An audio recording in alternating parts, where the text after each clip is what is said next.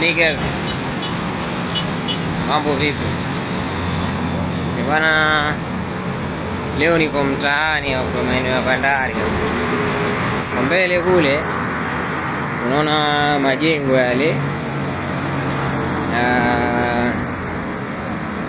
Yale majengo yale ni the same, yani the same na majengo pacha.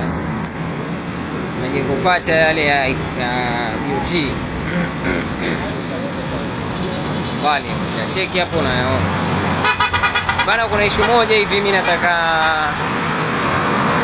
nikushauri. Na sio kukushauri, hii ni kukuambia tu, maana hata uwezo wa kukushauri naweza nisiwe nao.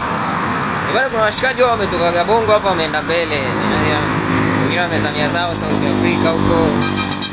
Wengine wamezamia zao Canada.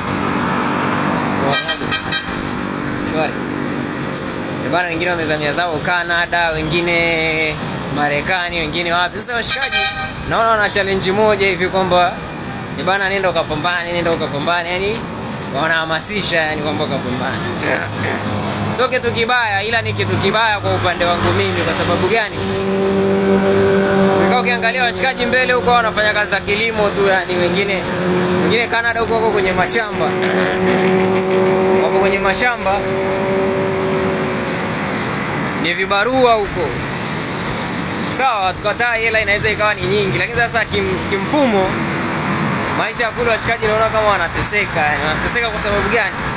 Kibongo hapa mwanangu, nyumbani hapa unakula let's say utatumia tu buku jero, yani kula wali nyama au wali maharage.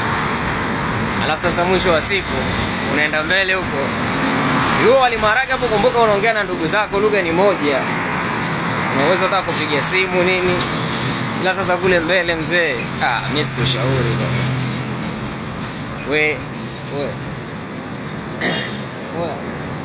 Weka usha zako tu Bongo hapa, jipange, pambana, mambo yaende. Bana, unaona mazingira kwanza ya Bongo yenyewe. Hapo utoke hapo uanze kukurupuka kwenda mbele huko. Mimi sikushauri mwanangu. Cha msingi wewe komaa tu hapa.